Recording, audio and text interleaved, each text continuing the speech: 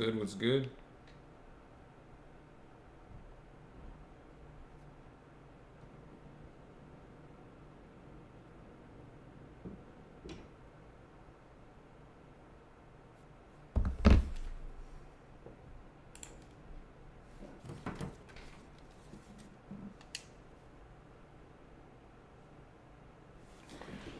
What's up? What's up? What's up, boys and girls?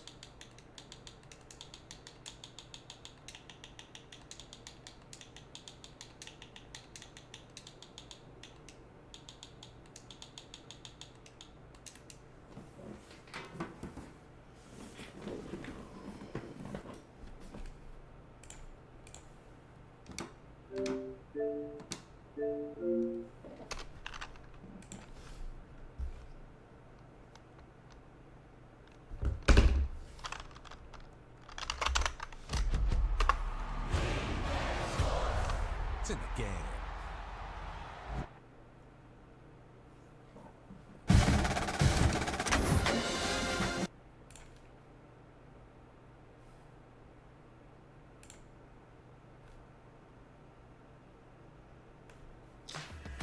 From hard hats to steel-toed boots, Granger's got your safety needs covered, literally. Bro, are we serious right now?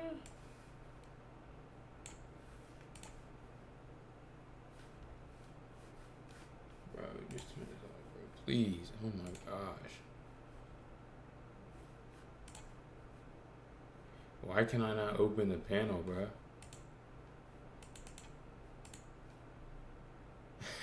What? Alright, let me do it on my phone. That's weird. Oh, they did a title update?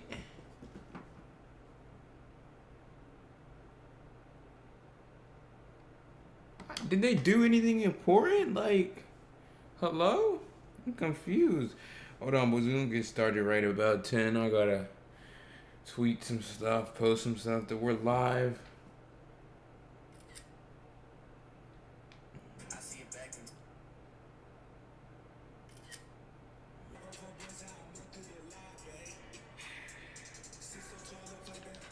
Before I get copyrighted, bro.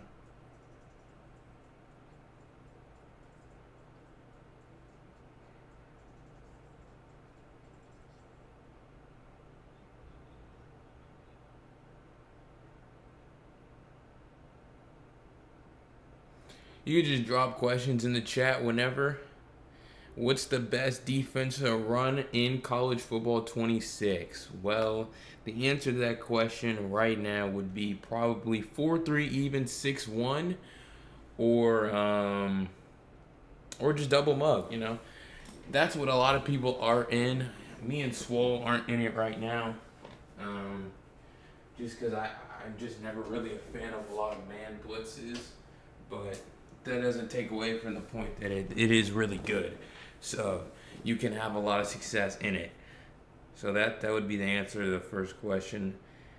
I would say mug. Yeah, I would say mug too. Although, I mean, I don't know. I play against mug and I like playing against mug. You know what I mean? It's not something where it's like, oh my gosh, we're playing against like last year's mug. Dang, like that was better. But this year, no. It's just kind of whatever.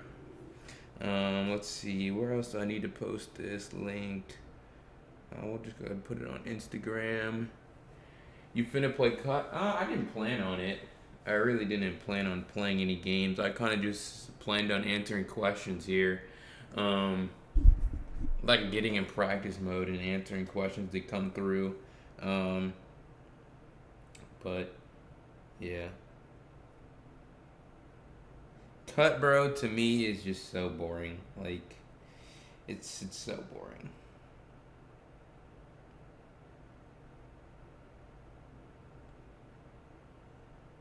Just drop so many interceptions, and yeah.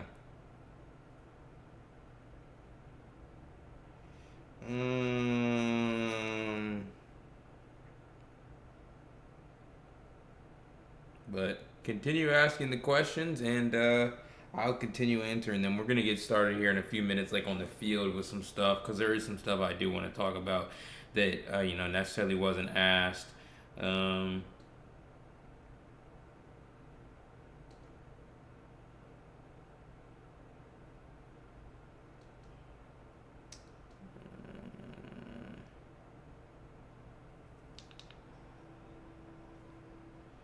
Just go use this one.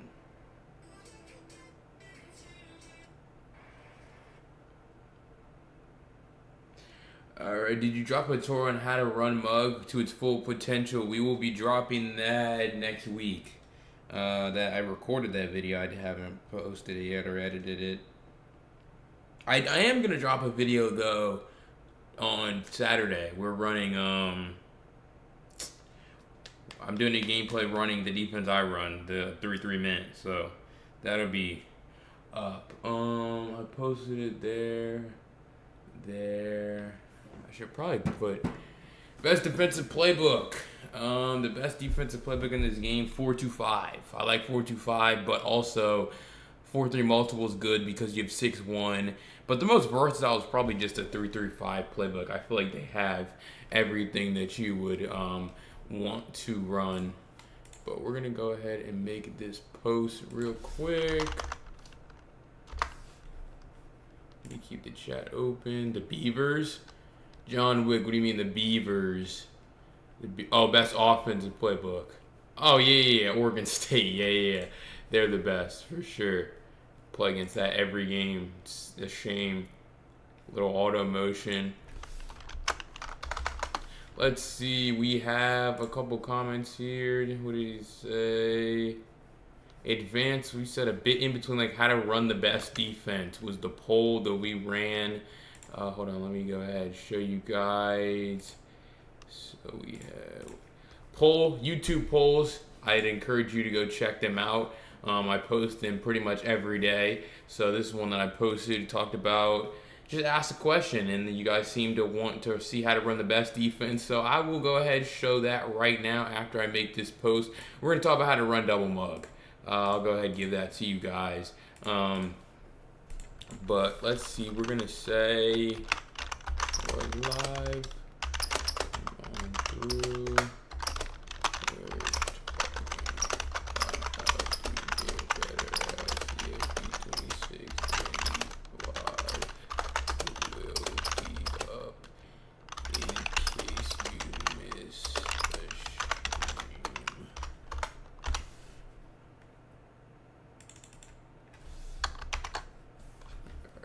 Post. Go interact with those posts, boys. Y'all can actually comment on them, so I'd recommend you do that. Where am I looking? I'm looking at Discord. Let's see.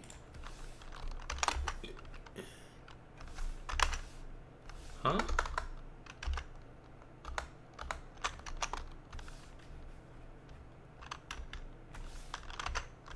Oh, there we go.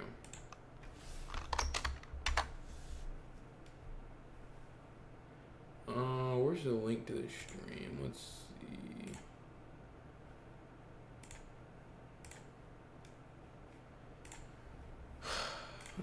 Let's see.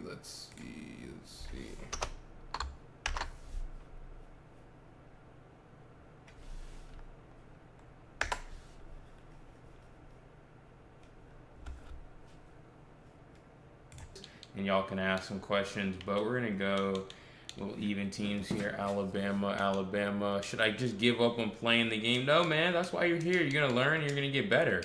Let's see. Heisman. Just feel free to ask any questions. I think this game's challenging for sure. I would say it's one of the harder games I've played, just because it's hard to win. It's not hard to play offense, but it's hard to win in this game. So, but when this game dropped, I didn't feel that great at it, but just started playing more and started getting better, which not great to me is still pretty good. But let's see, we're gonna go into nickel double mug, and we're going to run. Let's see. Again, feel free to ask any questions. Just gonna be running through this here though, but we're gonna go with this. So this is how obviously the defense is set up. All right. this is how the defense is set up. So really what you want to do is take the guy manned up onto the running back right here. Take this guy, and you want to have him line up right over this this center.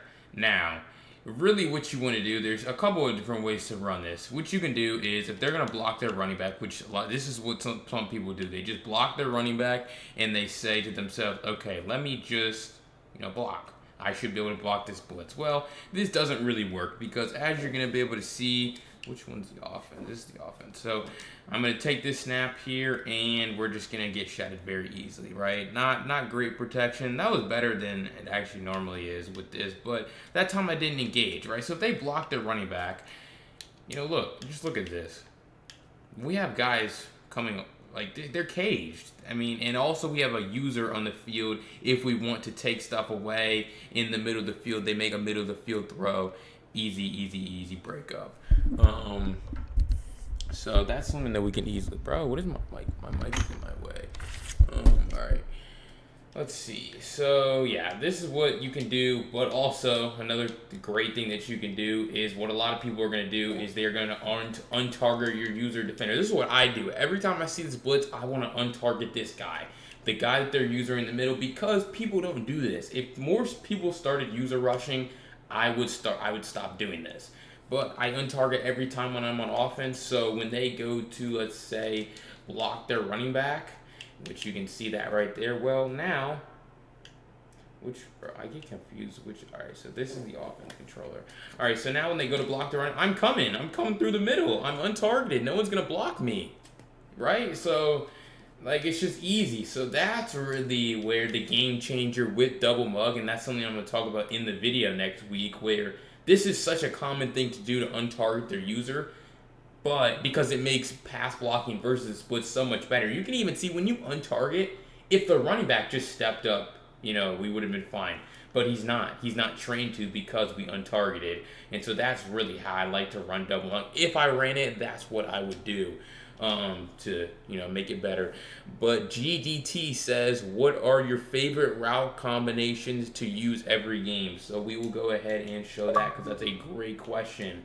You guys know I run the gun bunch formation, and I want you to check out my ebook over at Victory Formation GG. I know some of y'all are in here that are already members, but go check out Victory Formation GG. That's really where I talk about all of this stuff, but it doesn't really matter. I will show you guys right here what I like to do.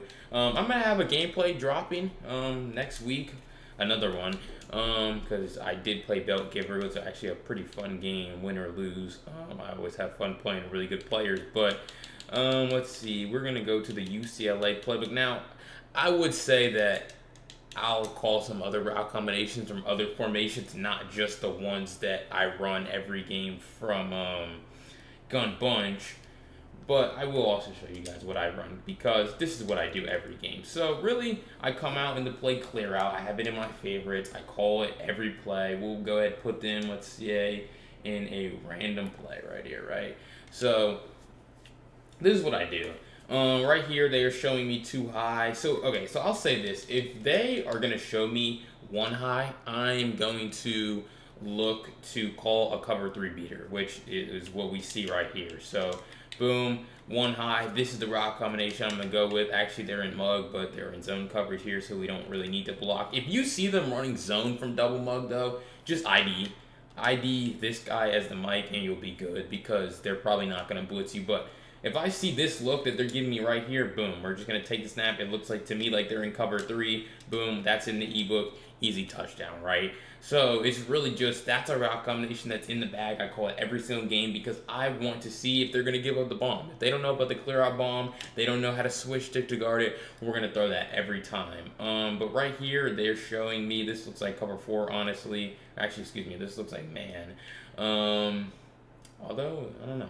I don't know, but this is why it's important to call route combinations that can beat every coverage, because it looks like it could be cover 4, looks like it could be man, but this is a route combination I go with as well. You guys are going to see this very often. Drag RB in route Y. Why does this work? Regardless of their coverage, zone coverage, man coverage, someone's going to be open right here. So we're going to take this snap. They ended up being in cover 4. Looks like a match, honestly. So boom, we just take our drag. And that's something that you want to do. Call route combinations that can beat every coverage. And so that's one of them. And then really the last one that I go to every game is a route combo like this from verticals. Regardless of their coverage, this is going to work.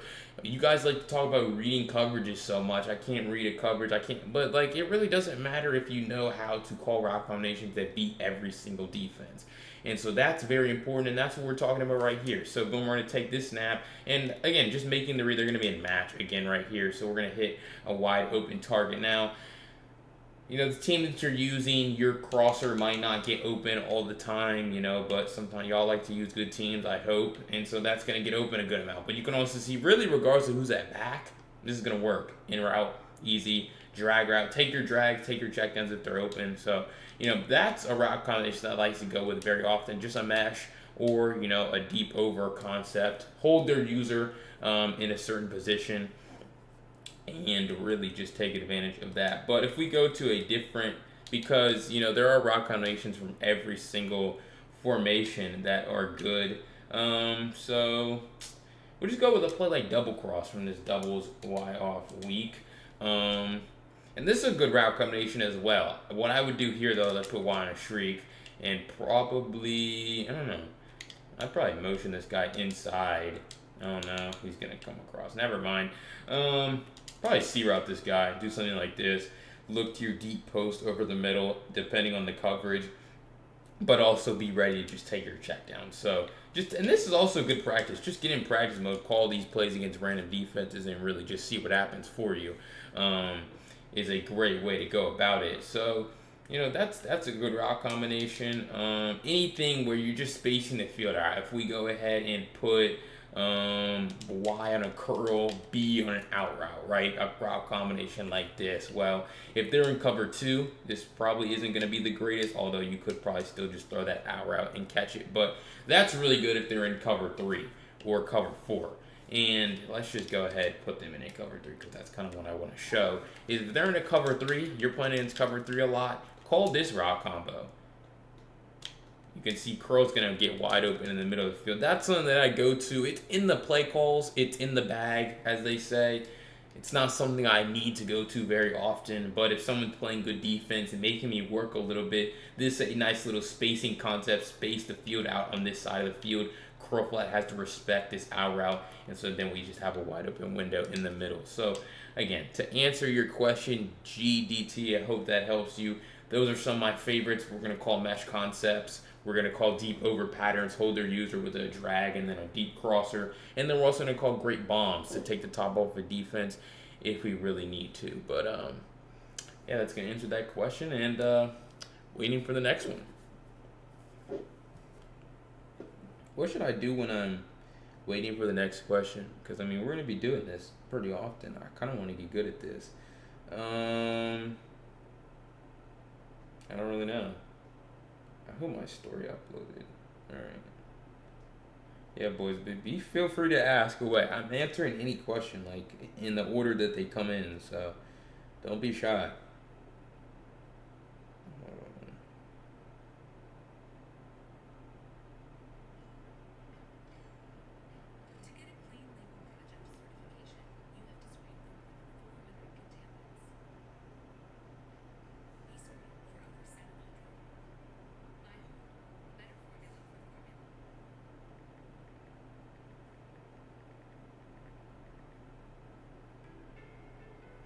Why am I getting ads on my own videos, bro? Can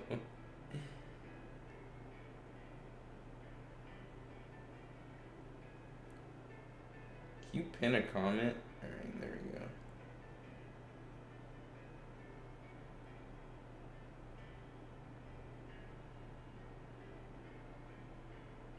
we go. Alright. There we go, boys. Alright, so we have which plays in the Houston playbook do you like the most? So for this one, yeah, we'll just stay. What should I do? I could pull it up on my computer, which is what I will do. We will turn this Xbox off, and we will go to, let's see, we will go to cfbfan.com/playbooks, and we will go to, no, hold on. We'll scroll until we see Houston. All right. And you asked, your question was the plays in the Houston playbook, right? All right. So these plays in here, what I like is we're starting in bunch tight end. This is what I played against this yesterday, and it was not fun. So this play right here, motion PA cross switch, and I'll get back on the field in a second and go ahead and talk about this play because I did a YouTube short on this that's in the drafts right now, but this is my favorite play from this whole playbook. When you let this guy come in motion, you put this guy on a shriek, and you're going to have a wide open game. But also PA verticals if they run cover 2. This also works against cover 3. You have a really good RPO here. And then you have an inside zone. So when you start calling this PA cross switch, you start to open up a lane for an inside zone to call the same auto motion, but this time you're running the ball. So a good chess match there. And then that's just bunch tight end. You also have normal wide close. You also have trips tight end. And then you have your pistols. You can run the ball down in the red zone from those. If we go ahead go to trips, you have curl flat, always one of my favorites. You have another verticals to take the top of a defense. And so you have some other really good plays here. But if I go ahead and get right back on the practice field on my Xbox. Now the questions are starting to come in, boys. All right, so still on your question, T.A. Goodlow. Sorry if I butcher anyone's name.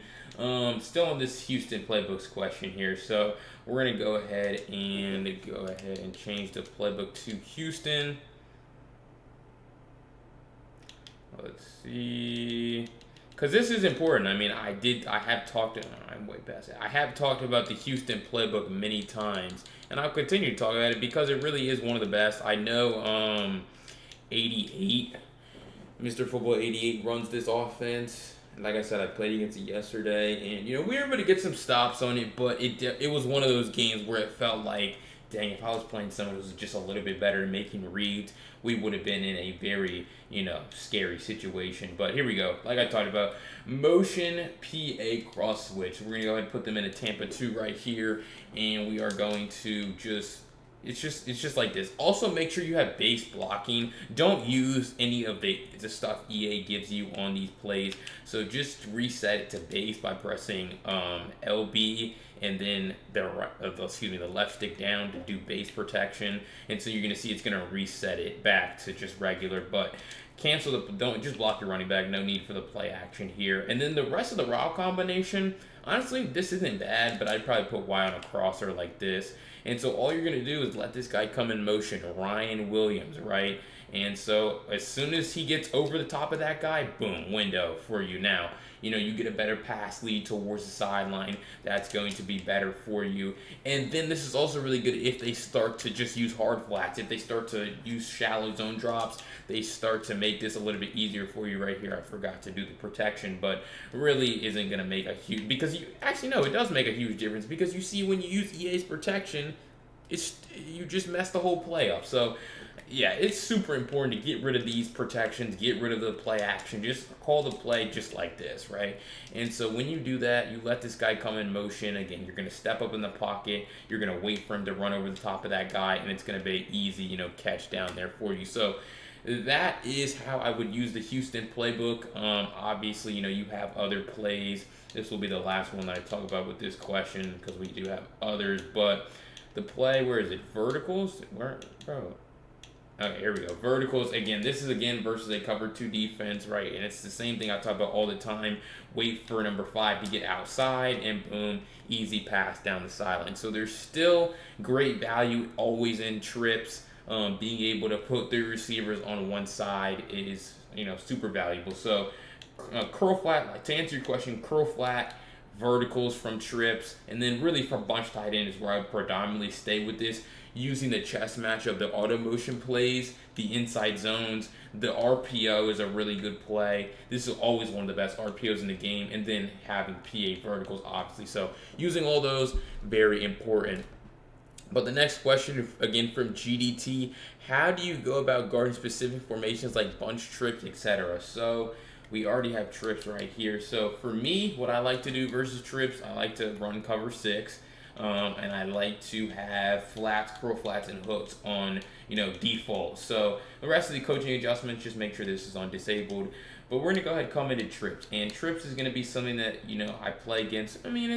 I play against a good amount. You have to understand how to defend 3-by-1 formations, most certainly. But trips tight end, something that you play against a lot. So really, when I run this defense, I want to make sure I have this guy lined up over this receiver right here. I want to make sure he's lined up over number 2, and then he's lined up over number 1. Now, the key is I do run this in Ultimate Team, so I have a good outside corner. But if you're playing, Road to the CFP, you might not have a great outside corner, especially when you're playing against Alabama. So the key would be to make sure you back him off. Now, having him press makes this a lot better.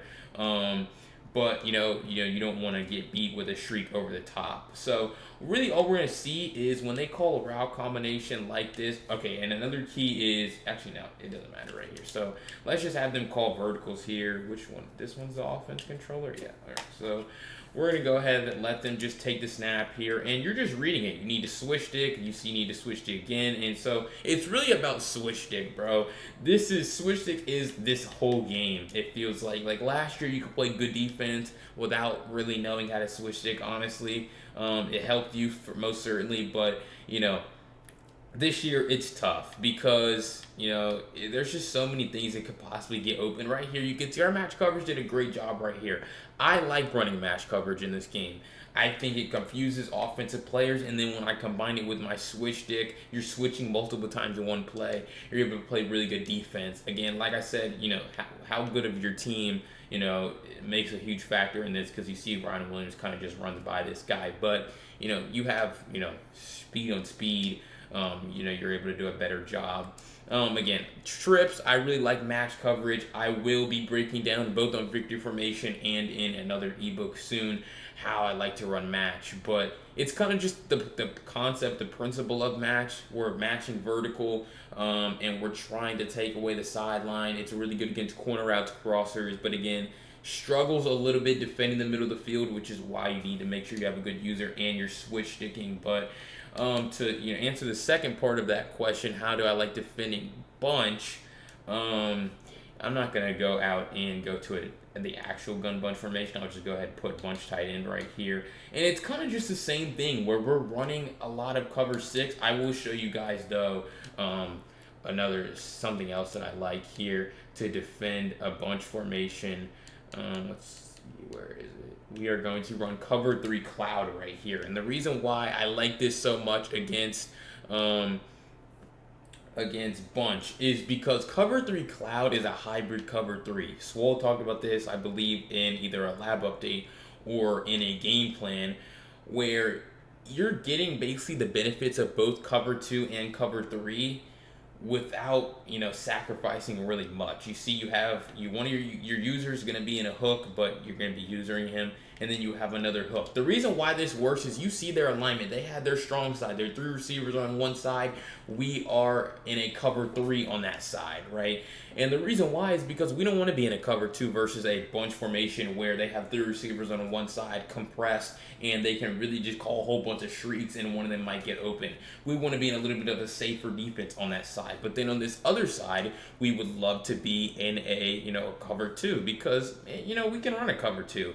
If they call a corner out to the tight end, we can easily switch stick and guard both of those routes. So really, a cover 3 cloud is a great way to kind of take away a bunch formation, and even here with a bunch tight end formation. So if they try to call a flood, this flood concept would most certainly work against a cover 2 defense. Now, it has a chance to work, and it might work against a cover 3, but the key is just getting pressure on the quarterback. So they're going to go ahead and call this route combination, block the running back. And so you're going to see what I kind of like to do here. So if they're going to call a flood concept here, we're going to see that. We're going to switch stick, and boom, easy. Easy bag. If they called a corner out to A, that wouldn't be open either because we're cover 2 on this side. If we were in cover 3 on this side, this corner out would have a chance of getting open, but we're just dropping right there, easy. And then on the other side, they're called flood concept. So you see, boom, I'm gonna switch stick. I want to turn it on. Let's see, can I see where I switch? All right, you see I switch right here to guard this. Okay, so now when I'm on offense, when I'm thinking, okay, I see he's now switched onto him. Okay, now I'm just gonna wait for this corner out to get open. Well, now I switch onto the corner out cage. A lot of people would throw this right here. They would throw this probably right here as you're switch sticking, and now you have a chance to get an interception. And then you see the shrieks guarded by our inside third, so that's perfect. So perfect defense, and that's really what I like to do against bunch formations because, you know, you're able to close off the middle of the field with this inside third. You might want to walk him down a little bit right there, or maybe not, maybe leave him outside. But you're able to close off the middle of the field, but you're also able to defend the short side of the field with the 2 receivers, while also do a great job of just taking away that wide side of the field with a lot of cover 3. So hopefully that answers your question, how we can go about guarding specific formations that you're going to play against a lot, like bunch and trips. But the key thing to note with those defenses is it doesn't matter as long as it has bunch in the name, that's how you kind of want to defend it. A lot of these bunch formations, these trips formations, these 3x1s, these tight formations, they're all kind of the same. They just have different plays. Defending them is almost the same. People like to attack the same areas of the field. So understanding what coverages are good versus them is going to help you out a lot. Cover 2, terrible against a trips formation. Terrible. A cover 3 cloud, though, a lot better because you're able to essentially play cover 2 on the side that isn't that important, but play a cover 3 on their strong side. So hopefully that helps you. Next question, how can I have a better user on defense? This is a very important one, so we will go ahead and break that down for you, man. Shout out to Terry for that one. But how can I have a better user defense? It's all about practice and understanding what plays are on the field. So there's 2 things to keep in mind with having a better user. There's the old-fashioned way to have a good user, which is staying on one guy the whole play and trying to take away the deepest immediate threat. And so that's what we would show off right here. So if they're going to call a route combination like this, right, a little messy, not my favorite, but if they're going to call this, right, they're going to have a crosser essentially and a drag. Well, what you don't want to do, this is going to be, again, what you don't want to do, take the snap, look at this, boom, you see it, and now they could throw that. Now, I didn't call the best route combination, so I'm going to actually do that again so you guys can kind of see this. So, boom, we're going to put him on a streak this time, put him on a drag, crosser, and then, so this time it's actually going to get open. So, all we're going to see is block their running back. All we're going to see is this, again, this is what you don't want to do. I'm going to user this, so now they can just throw that easy, you know, it would be an easy completion. But you're getting my point here, right? You see that you don't want to just take away this drag in the middle of the field, especially when you already have a hard flat, just to let them throw a crosser right here. Our zones actually had decent flow right here, so we were able to break on it. And Ty Simpson sucks, bro, I'm going to be honest. But, you know, this is wide open. This is a pass that you can throw regularly, routinely, and it's going to get open. So that's what you don't want to do. You don't want to let them, you don't want to take away a 3-yard drag to give up a 15, 20, 30-yard crosser. So instead, all you want to do is, and this is going to come down to practice and recognizing what routes are on the field.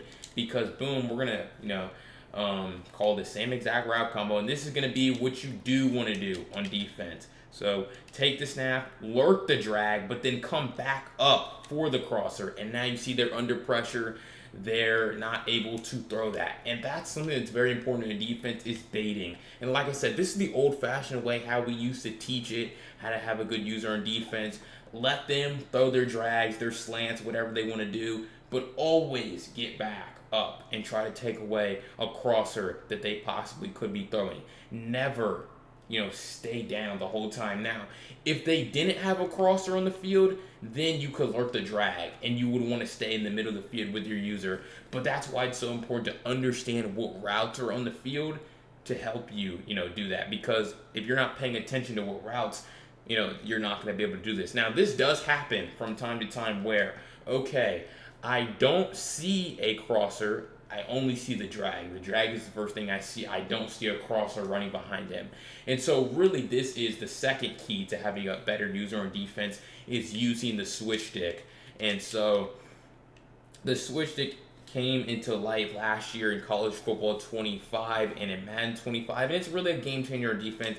I felt like I wasn't that great at it last year, but it's really easy to use. I really only started using it every game this year, and I really feel like I'm really good with it. Obviously, you want to refine it throughout the year, become better. My main problem with it right now is sometimes, very rarely, but sometimes I do give up some one-play touchdowns because I'm switch sticking on the wrong guy. But this is what I'm going to break down here. So you're going to see, I'm going to call the same route combo just to keep it all the same here. But they're going to take the snap. I'm going to user this, and then I'm going to, oh no, I have the wrong controller in my hand. We're going to go ahead and try that again. But what I'm going to do is I'm going to lurk the drag with Sanchez, and then I'm going to switch stick onto this guy right here so that I can take away their crosser, right? And so this is sometimes even better than just having a good user, what we talked about in the first tip, because it allows you to actually just guard both, right? So this is the defense controller. Okay, so we're going to take this snap, we're going to lurk this, and now we're going to get on span, and boom, now you see no one's open. Both of the routes are now taking away the drag. They're not going to throw the drag because they're going to see your user, boom, on top of it right here. No one's throwing this. There's also another flat right here. So no one's going to throw this drag, but now you switch onto this guy. And you're going to say, oh, you could still throw this. This is a very late read for them, and I doubt anyone would throw this. So if they do, tip their cap. Right, but also you could just put a hard flat on this guy, and now he's going to be playing right here, and it's not going to be open. But this is way better defense because now we come up and switch to go to this guy and take this away. So again, it's all about making sure that you're understanding what routes from the field, you're recognizing it as they're calling the play. As they're calling the play, you have to see it, and this is something that I've gotten better at. And it's just recognizing what routes are on the field, because if you're not, you're gonna switch stick onto the wrong guy. You're not gonna know who to switch stick onto, and you're gonna take your team out of position. But you see how just having a good switch stick, having a good user makes offense so much more difficult. I haven't really played against a lot of people this year who I think are very good with the switch stick. But when I do, offense is, like, I'm not even kidding, 10 times more challenging, because you have to think about every single read you make way more. It seems like you can catch more interceptions after you switch stick, just because a lot of time you're coming down closer to the ball. So that's what I would say about how to have a better user. Make sure you're taking away the deepest route in the field if you're not great with this switch stick. But if you trust your switch stick, you have a good switch stick, lurk the underneath route and then switch stick up to the crosser. And sometimes you do have to switch stick multiple times in one play to be able to get it to work. Good morning, Willow Street. Appreciate you stopping by. But the next question we're going to answer is best coverage defense in the game. Let's see. I'll just talk about, I don't want to say there's a lot of good coverages, because that's not true. There are some that can give you a better chance of getting a stop. But this is what I struggle against the most, and what I just tend to find the most annoying to play against right now. So that's what we're going to break down. We're going to just hop in, again, Alabama versus Alabama here. And I'm going to go ahead and put, so we're going to come into the 4-2-5 playbook right here. The 4-3 multiple playbook is where this is found, and we're going to be just talking about 6-1 right here. So we're going to be talking about 6-1. I'm going to show you something that I like to do out of 6-1. Again, for those of y'all that are stopping in and out or new, we are answering every question in order of, how they're coming in. So I'm a little backed up right here, but y'all are asking good questions, so I'm going to give you good answers, and we'll be here as long as we need to. We are currently on Chase's Universe's question about the best coverage defense in the game. So we're going to go ahead We're going to go ahead and flip sides, because we're going to be talking about 6-1. Let's see. Go ahead and call this.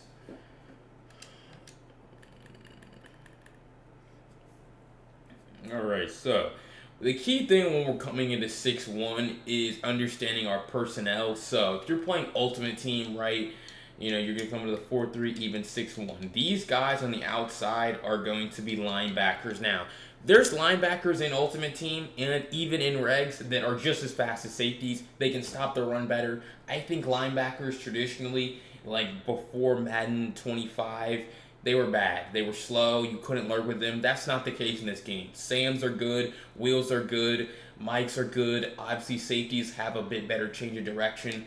But, you can put really any of those guys in that position. But here we go. We're going to come into Sam Will Blitz. And so if we go ahead and come into just a regular... Can I get a regular bunch formation, please? Yeah, just call this. All right, so we're going to come into Sam Will Blitz, and this is the best coverage defense in the game now. This is also a really good blitz defense. It's what makes it such a good blitz, is all you're going to do is pass commit and pinch your defensive line or crash them down. And so really what you're going to see is when they go ahead and block, even when they go ahead and block their running back, you're trying to engage with this. Let's see, this is the defense. All right, so you're just trying to engage with this guy, and boom. And now you see you get an A-gap rusher because you're coming inside. You are crashing inside. And so you engage with him, and so you're able to come in free. Now, another guy comes in free, which means even if they untarget your user defender, this blitz is still going to come in free. So that's the blitz, right? That's the blitz. And when a blitz can come in versus a blocked running back, it's so challenging. It's so tough for the offense to deal with. But what we're talking about right here is going to be dropping these guys out into coverage. So X and B are two defensive ends. Now, like I said, in Ultimate Team, you want to get guys who, who can play coverage as well. Because, like I said, there are Sams, there are Wills that you could put in these positions that can rush the passer. One of them is like that Gabe Lucas guy. He can rush the passer, he can block shed, he can stop the run. So he's really the complete package, and he's a guy that we wouldn't want to have in this position. So curl flats on the outside. You can set your zone drops if you want, but it's really going to be the same thing because you're still just going to pinch your defensive line, and you're still going to crash inside. Now, you want to crash inside first because if you do it second, then it's going to take away your adjustment. But come into here, and like you're going to be able to see, they're going to block their running back because people are going to be terrified of this look because you're showing them the same look every play. You blitz sometimes, you drop into coverage sometimes. And so, boom, and now you're able to see a little bit better job. They have good pocket presence, stuff up in the pocket, but that's all to say that, again, no one's open for them. So really, I haven't even really talked about what makes this defense even better. But you see, no one's open. Again, this is Alabama and Alabama. No one's really open. You're in man coverage, and so no one's even going to get open. You're able to defend the sidelines really well. If you want to only drop one of these guys into coverage, you can leave an extra guy in the blitz. But the key to this defense actually is to route commit. Now, you want to make sure that you're route committing smartly, right? So really, we're going to start with a route commit. So you're going to press you're going to press YA, and then you're going to click onto the receiver that you want to route commit. So in this case, it is going to be X, A, or B. So I want to start with X. We're going to click on X, and we're going to route commit actually outside. So, no, we're not. He's in the slot. So I actually probably wouldn't route commit him because he can really go any direction. But what you can do, and this is really good, you can shade your defense inside and then route commit outside. I don't know if I posted this YouTube short yet. So you're going to press YAX, and then now you're going to route commit outside. So you're shaded inside, and you're going to route commit outside. So we're going to call the same little coverage defense here, pinch our defensive line, slant inside, pass commit. And so you're going to be able to see, I'm just going to look, we're really just looking at number 5 right here. We're going to put him on a corner route, right? And so this is normally going to be pretty good. It's going to be pretty tough to beat this man coverage because you're shaded inside. No problem, GG. That's why we're here, man. We're answering all the questions. But we're shading inside, and we're route committing outside. So the key with this is The offense, when they see you shade inside, they're going to call an out-breaking route. It just makes sense. You're shading inside. If you run an outside route, it should get open, right? But you're route committing outside, and the route commit makes man coverage so much better in this game. So enough of me talking. Let's go ahead and just go ahead and take the snap here. And you're going to be able to see, not open. He's strapped. That's crazy. I don't even know if you guys fully understand how good this is, because I've played against this. I ran it a decent amount myself and labbed it. It's like, dude, these route commits are crazy. This is going to be something I talk about on Victory Formation GG. If you just shade inside and route commit the other way, like, your man coverage is so much better. Now, don't get me wrong. You need to have good corners. Like, this isn't going to work with everyone. But you're shaded inside for your whole defense, but you have to make sure that you're route committing every single guy that you would want to lock down. So really, guys in the slot, guys on the outside. If you have time to route commit every single receiver, that's perfectly fine for you. So I would really shade your whole defense inside, route commit every receiver outside, and you're almost getting the best of both worlds. For some reason in this game, it's like it really doesn't make sense, because even when you shade inside, you're still on top of the receiver. Like, he's really not shaded inside. He's really just standing on top of this guy. He's slightly inside, so he can still get outside, which is what makes it so good. And if he called an in-breaking route, which is what we're going to let him run. Now, if he runs an in-breaking route, he has a better chance of getting open for sure. But I still don't think it's good. Like, I still just don't think, because deep posts in this game aren't great. So we go ahead, we can put him on a deep crosser. He might get open here. I'm just gonna let you guys know, because he's a good receiver. This is a good route. If you want to press him, make this better, shade inside, route commit, outside here. So we're gonna see. But the key with this is it's the whole defense. So it's the whole defense, and so we're probably going to be able to get some pressure here. This time, I'm actually only going to drop him into it here, so we're going to pass commit once again. And so when the offense is going to go ahead and take this snap, you're going to be able to see, boom, pressure. Look at that. Look at that. This game, just getting in the lab and just finding stuff that's just silly, it just makes me so happy, man, because this is ridiculous. Again, he's route committed outside, but he's shaded inside. And just look at this. No, bro, it's just crazy. That shouldn't happen. He should get open, because he's a good receiver. Now I get that that's a good corner that he's going against, but no, dude. I mean, I just think that this defense is so annoying when you start route committing. It makes it way better, because you already have a good blitz. You already see how fast that shed was from the defense, and I didn't even really do a great job of hovering with my user, but pockets collapse very quickly, and it's going to be tough for them. So to answer whose question, that was Chase's Universe. That's what I believe to be the best coverage defense in the game. Running man coverage from 4-3, even 6-1, and route committing their receivers.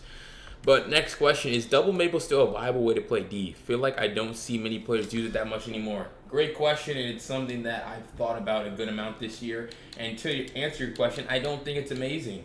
I think it's a lot worse than it used to be. One, because it just takes a lot of players in coverage to be able to run it as well as I would like to. Now, I play a lot of Ultimate Team, right? And so everyone has the best quarterback in the game. And a lot of the time, the best quarterback in the game is a guy who's mobile and he's fast. So I say that to say, if we go ahead and put them in this, if we go ahead and put them in tight open right here, call this play bench Z spot. And we're going to go ahead, we're just going to go ahead and call it with a double Mable, right? So I don't have zone drops on right here, but I'll just use the custom zones feature to move him back to about right there. And then you do the same thing on both sides. So this is essentially a double Mable, but it's just so tough, dude. Like, the middle of the field is wide open. This is something that you can only run a few times a game. It's something I only run a few times a game, but when I do run it, it actually is good. So I would say that it's a viable defense. You can't run it. You used to be able to sit in this coverage all game, every game, and no one could get open. Like, it just used to be Madden 21 and Madden 20. 22. I mean, 22 is bad on defense, but you could just sit in this defense all game and you're just going to be able to play great defense. You can't do that anymore. People can just literally just turn their brain off pretty much, put X on an out, put Y on a curl, take the snap, and boom. Now that guy's wide open. That used to not be a thing. Zones used to be a lot better. And so, like, I mean, again, it's not great. Again, if they want to call, just sit here and call route combinations like this, where no one's running in the middle of the field, then yeah, you can run a double Mable. And that's why I mix it in, because I feel like on critical yardage situations, there's times where people they just want to call corner routes. They just want to go to their bread and butter, right? But, you know, like right here, I mean, good defense, right? I mean, but you even see that time, because you don't have zone drops on, which with this, you wouldn't use the custom zones. You would use zone drops. But sometimes, like, your zones just get run over with custom stems. And that's another thing that I forgot to even say. With custom stems on offense, you can run routes over the top of zone drops now. If I want to put a 20 or a 25-yard cloud flat and they see that, they can just start running a 30 or 35-yard corner route. So that's really what makes the double Mable a lot worse than it used to be, is zones are worse than they have been in the past, although they're not terrible in this game. But custom stems are a thing, and that's really what makes it hard to run the double Mable. So I feel like I use it maybe 3 or 4 times a game to go along with the match coverage, but it's not something I feel like you can really just sit in like you used to. All right, Terry, you said, when I'm usering, I always get confused on what route to cover. I feel like you were talking about how to have a better user on defense. So, you know, that is a problem, you know, but like I talked about, it's always just about recognizing what the deepest route on the field is and how we can go about stopping it. You know, yeah, that's really all I would say with that is you can use a switch stick like I talked about, or you can just try to guard the deepest route. The problem, though, is when you just try to guard the deepest route on the field, a lot of people are really good with simply taking their checkdowns. And so when they just start taking their checkdowns, it becomes way more difficult to actually, you know, play defense and get off the field, because they're always playing ahead of the chains, playing, you know, in 2nd and 6, 2nd and 4 situations. So that's why I say switch stick is so important, and, you know, something that you guys really just need to get good with. Let's see. Match been messing me up. Not gonna lie. What's the best way to beat it? All right. So, that's a good one, because match has been messing me up too. But we will go ahead and there are some route combinations that are pretty good against match coverage, but you can set them up in a lot of different playbooks and a lot of different formations. But I will just go ahead and go to what I know works, and that is something from Gun Bunch. Now, this isn't actually in the Gun Bunch that I run. This is in the Georgia Gun Bunch, I believe. The play is called Flood. But again, you can set the route combo up from any play in any formation. But go ahead, load up a little Georgia offense right here, and I want to show you guys something. So let's just have them run match. Most people don't understand how match even works. They just happen to call it. But the ones that do, shout out to them. So we're going to come into cover 4 quarters. We're going to come into Gun Bunch. And so the play is Flood. Here we go. So you want to make sure that you're on the wide side of the field. Why does Georgia have Gunner Stockton? Is Gunner Stockton good? Hold on, let me see something. What's his rating in this game, bro? He's at 80. He's trash. Why is he been a quarterback? Anyway, I just saw a picture of him. He's garbage. But anyway, we're talking about cover 4 quarters right here. And so we're going to go ahead and take the snap, and boom. Beautiful. That's so easy against a match. You want to know why?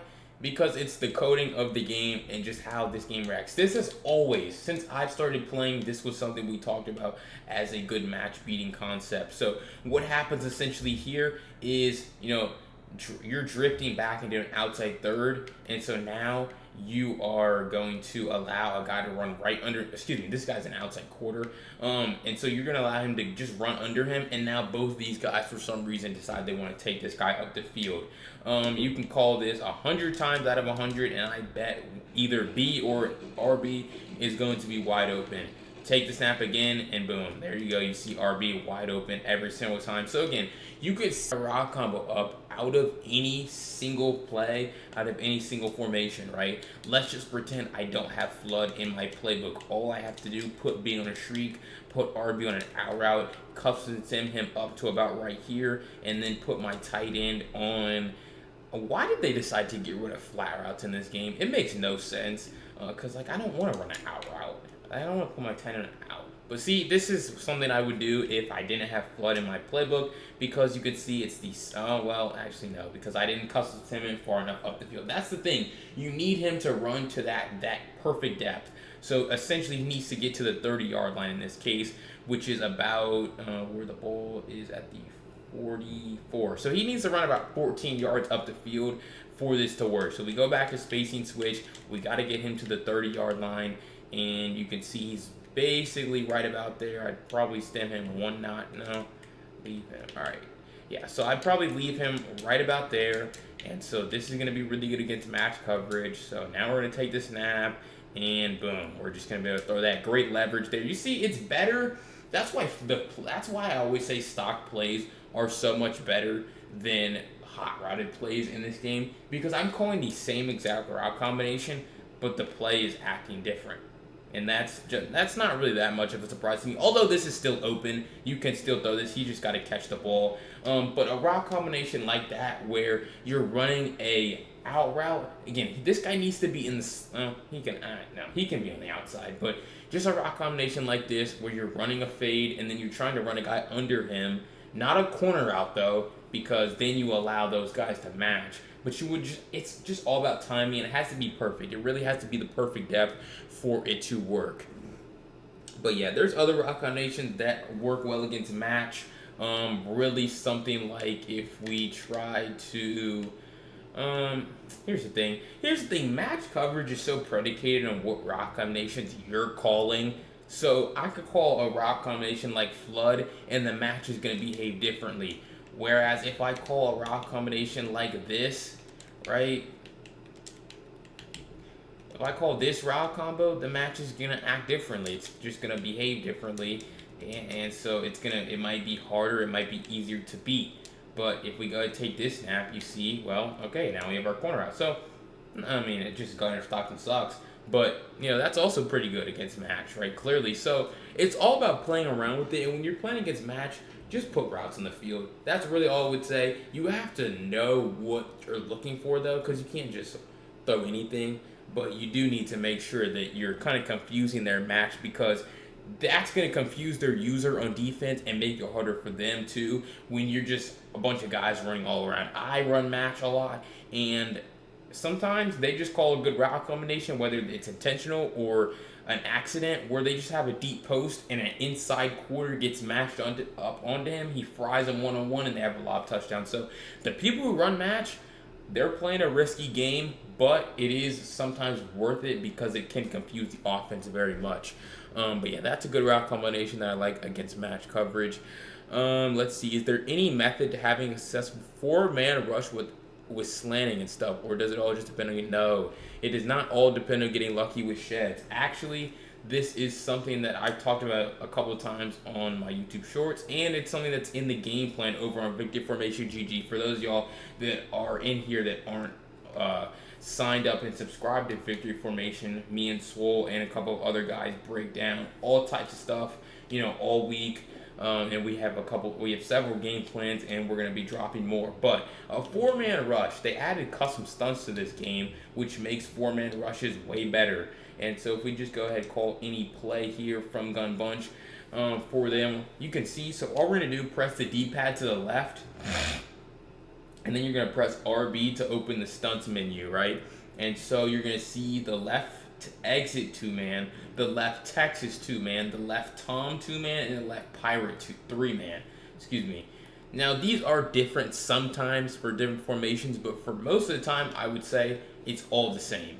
It's going to be all the same. I see the left Texas 2-man in every single one, the left exit 2-man in every single one. But the key to getting these stunts is you have to have at least 4 down linemen. So If you run like dime, if you have 3 linemen, not gonna work. You're not even gonna see the menu available to you. But I like the left Texas 2-man, as a lot of y'all know, because you're able to get, and this is what a lot of people are doing online. I'm seeing a lot of it where you're getting an outside defensive end to loop inside and try to go get the quarterback. So we're gonna pass him in our defense, and we're gonna see how this kind of plays. And so we're gonna take the snap, and I mean, okay, so again, you're sending 4 against 5, so we wouldn't necessarily expect every single time for a guy to walk in free. But what I would say is this is really good because number 1 comes inside, and this changes. Look at the angle. I want you to really pay attention to the angle that 57, this tackle, has on our guy now. Because now he's blocking a guy, as you see, who all he has to do is just basically get off this block. He doesn't have to go around him now. Or like the defensive end, this guy, number 1, in order to get around 57, he has to go around him. Well, now, because we use a stunt, number 91, whoever this is, or excuse me, number 9, he can just basically go through this guy. You kind of see that's what he does. He just kind of sheds him, and now it's over. You change the angle that the offensive linemen have, and now you're able to get easier. He didn't even really shed this guy. He just kind of got off a block because he has a better angle, and he just gets off, forces a fumble, and now it's a big play for us on defense. And even if they block their running back, this is still good. Now, there are other stunts. I just like this one in particular because of what I just talked about. But, you know, you're going to still pass him in your defense. And so if they go ahead and block the running back and we run it again just like this, and you kind of see, man, that's just organic. The stunt didn't really work that time.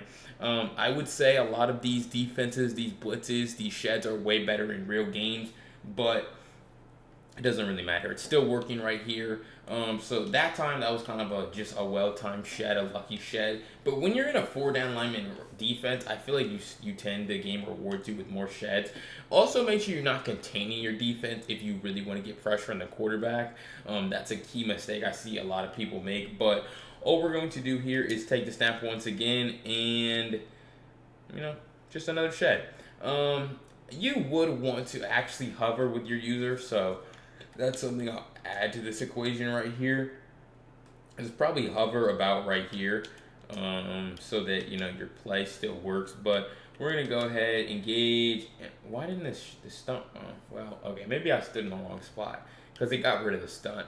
But again, stunt, left Texas 2-man, pass commit. And again, this is a 4-man rush, so getting pressure isn't supposed to be just the easiest thing ever. It's not like you're blitzing, but this is still really good. So again, you're gonna just stand right over this center, and okay, there it is. There it is for you guys. That guy time, he just walks in free. And he will do that from time to time. I have seen that, and especially when you use quick jump, the quick jump ability. Even on bronze, this is good. Because now you see, this is kind of what I was setting up for this entire time.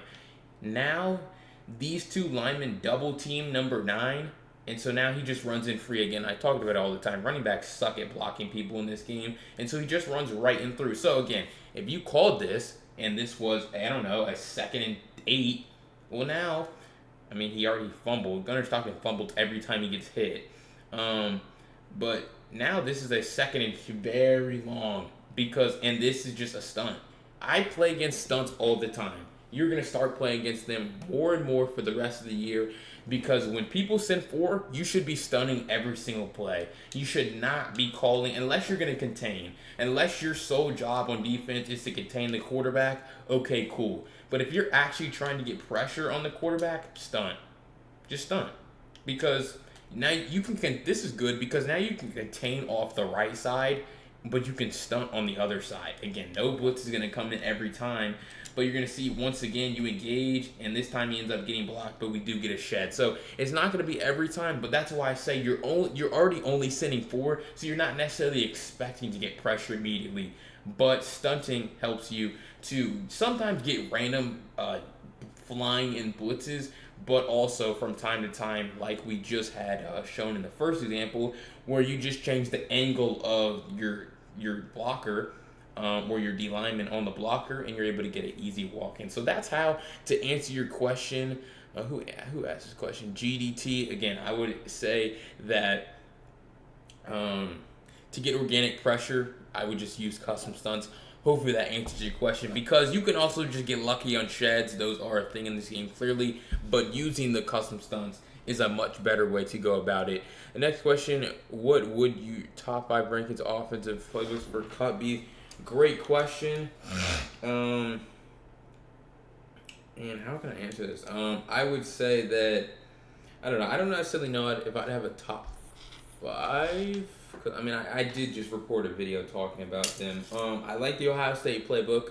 I like the UCLA playbook that I'm running right now. I like the Houston playbook. I like the Bowling Green playbook, and I like the Oregon State playbook. As far as ranking goes, I mean, I just think. Did you say play? Yeah, you said playbooks. As far as ranking goes, I just think that offense is really easy in this game, bro. Like, it's not that big of a deal what offense you're in. Something that you're comfortable in. I would say that Oregon State's the best offense in the game with the wide trio close, bringing guys in motion. You're able to hit post, hit drag. You have a running back and we'll go ahead and show this. You have a running back, I believe, and a tight end on opposite sides. So that makes your pass protection way better. We go ahead and load up here. We're going to be running Oregon State. But yeah, this Oregon State offense, no lie, is the best offense in the game. Oregon State ready. And so I'm going to show you guys this. It's just like almost like, it's crazy, bro. Like, we saw it on the first day of the game, or even before the game came out, and just knew that this was something that's great. My throat is really dry. Y off trio close, we have smash return right here, and then we have motion PA cross switch, motion mesh. Oh, sorry, they're on the same side. So they're on the same side, but honestly, that creates the rule of 4. So to go back to your question, where can I find it? GDT, where you asked about match coverage. This is something that you would go to against match, because since you have 4 receivers on one side, their match isn't going to actually work how they want it to. So normally you see, if we just hop in cover 4 palms, you're going to see they're not going to be in match. Like, this isn't match coverage. That's just zone coverage. So putting 4 receivers on one side, something that this formation already has by default, is going to be really, really good for you. So yeah, that's something that I would say is what you want to use a lot more often, is this Y-off trio close. And that's why I would have it at number 1 in my rankings in cut. Really, it doesn't really matter what mode you're playing. In my opinion, all the playbooks, the best playbooks, are going to be the same. The only difference, though, in Road to the CFP is you have to use the team of the playbook. So you want to strike a balance between good team, good playbook. I think Georgia's a good example of that. I think Penn State's a good example of that. But, you have flood, you have motion PA cross switch, you have motion mesh rail, you have smash return. So you have a lot of good plays, you have RPOs, so you can really do whatever you want. Play a game. Yeah, no, we will not be doing that. We only have about 20 more minutes left, so, or no, excuse me, we have 30 minutes left. I mean, if the chat gets dead, I might hop in a game. I don't know. What good man-to-man defense would you prefer?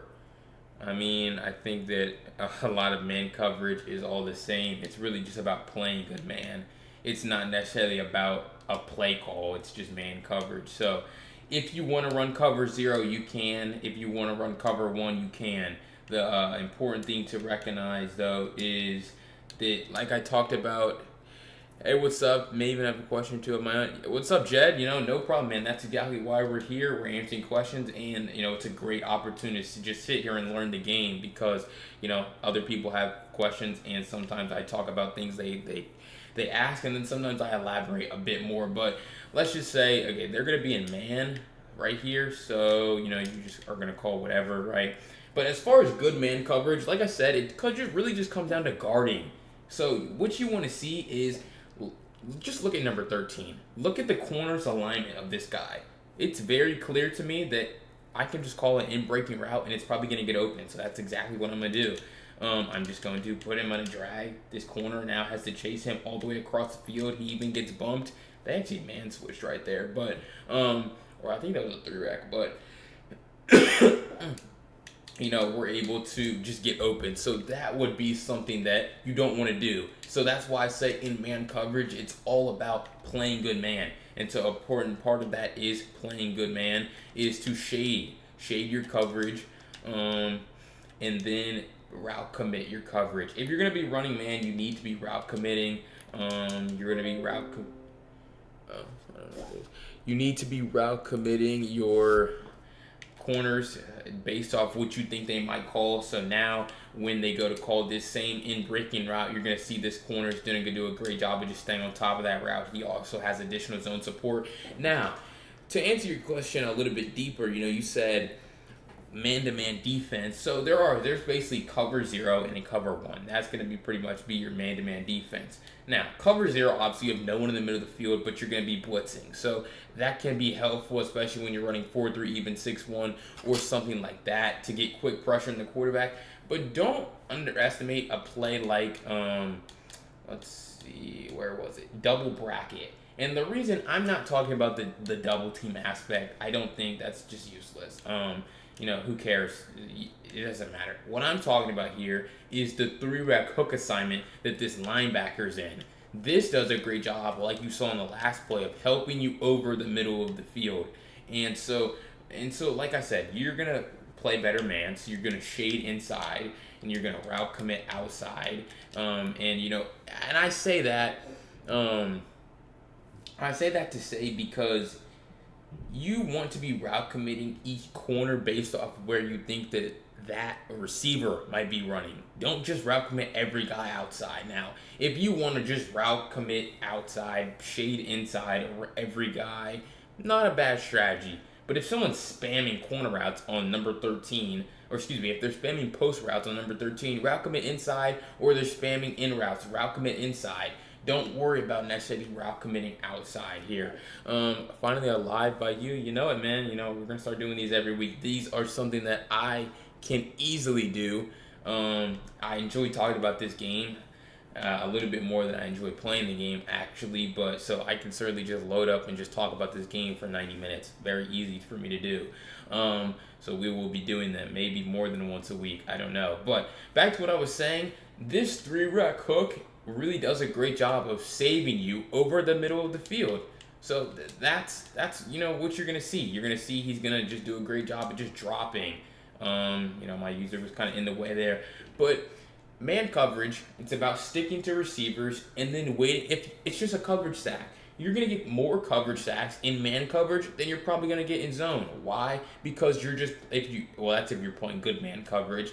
Because no one's going to be open. They're going to either have to throw the ball away or take the sack. And so that 3-rep hook really does a great job of helping you close off the middle of the field. I know it was this guy. Helping you close off the middle of the field and take away everything that the offense might go to. You see this guy drops into a perfect spot. If I was an offense, that would be something I would be looking to throw along with this tight end drag. Both of them you can see are very well covered. And so you're going to be able to play really good defense. So that's what I would say about how you can play better man. You're either going to run cover 0 and try to just get an instant sack, play quick man coverage, force them to get rid of the ball on time and quickly. Or you can play a little bit more coverage-based man coverage where you're using 3-rep hooks, you're using curl flats, you're using clouds, hooks, whatever it might be to help close off certain areas of the field to help assist your man coverage. So that's what I would do if I was running man coverage. To go along with the route commit, as we've been talking about throughout this whole live, the best way to play man coverage, way to make your man coverage better.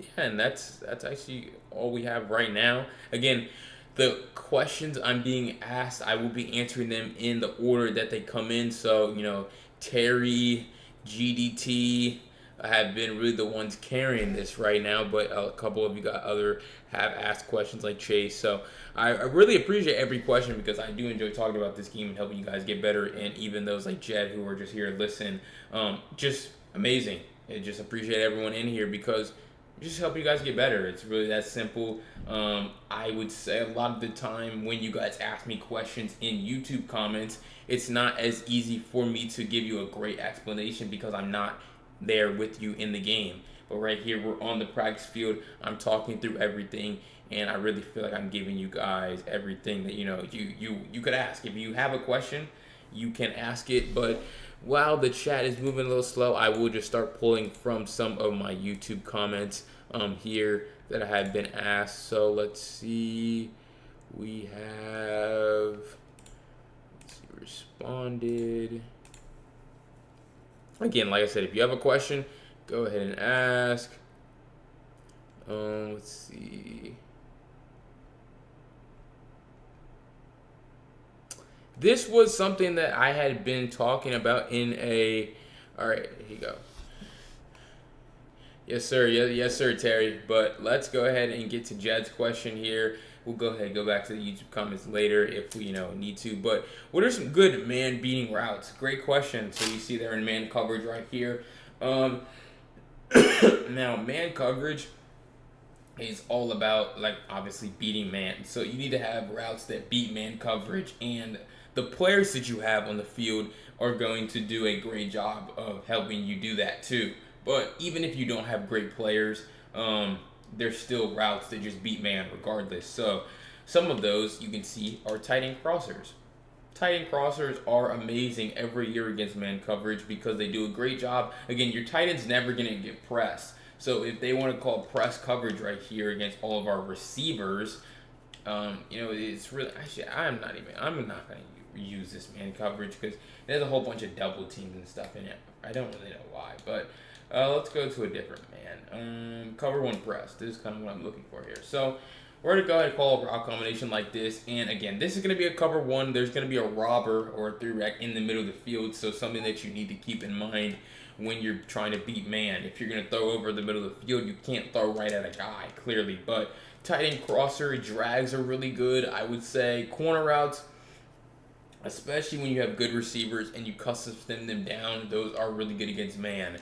I won't actually call one right here, but these return routes, you see the route to B is really the route that I'm talking about. Another really great man beater. So this is a pretty good man beating play. So I'm just going to go take the snap, and it's all about making the read. Take your first available read because that's the point of them running man coverage, for them to be able to get quick pressure on the quarterback, not have to guard for very long, and now the play is over. So again, same defense. This time we're going to actually have them press us a little bit right here.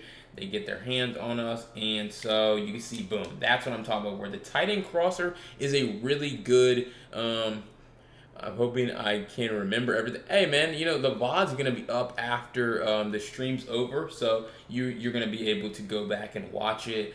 I'm thinking I might edit the VOD a little bit to get rid of some of the dead space and then also add some timestamps to it. So it'll be more like an actual video that you're going to be able to go back to at any time. But back to what I was talking about beating man coverage. So really all the routes. You see actually another one that's really good is this is something, if you guys watch me play, and I'm going to start doing more gameplays, is, okay, boom, curl route. This is going to be easy because all we're going to do, take the snap, boom. This is really good when they're in backed off man coverage, because when they're in backed off man coverage, as we know, they just react to you. So really it doesn't matter. We can put this guy in the slot, but pretty much every time you have to throw it on time though. Boom, wait, and why catch it, come back to the ball, throw it as soon as before he sits down is kind of when you want to let go of that. So those are really good. What else is good? I'll just go ahead and go through this menu here. Shrieks, they don't cut. Routes that don't cut don't be man coverage. Speed out's not very good because all the defender really has to do is quickly close the space, and especially if you're not in the slot. Now, all my receivers are here in the slot, so a speed out could be good, but most of the time they're not consistent enough. I don't like in routes against a man. I do like curls though. I really like curls. They're some of my favorites. Even last year, I was spamming curl against man. If they're going to play backed off man, I'm going to throw a curl at them every time. Post routes are good. Not amazing, but they're good. Corner routes, again, good, not amazing. If you don't have good receivers, slants, I don't use slants. Drags and crossers are the two ones that you really want to focus on. Now, as far as the running back end routes are good against man coverage because we're just going to take the snap right here. And if my running back wanted to get out of the line of scrimmage, that would be fantastic. But yeah, running back in routes do a great job also against man. So we're going to go ahead and take the snap, and boom. You can see that it's really just because of how far off they play those routes. I really think it's stupid. In previous games, they've really done a good job of getting right up on him. But I would say a running back in route is one of the most consistent man-beating routes in this game, because look at all that space he has, and you get a good free form. Racks are good in this game, and that's a simple that's really a 2-yard in route to your running back that turns into a 15-yard gain. And that's honestly pretty consistent. A pretty consistent thing that I see all the time is you can't cover running backs in this game unless they shade underneath, which no one shades underneath their coverage, because if I just put a shriek, like if they just want to shade underneath, oh, they just can't do that.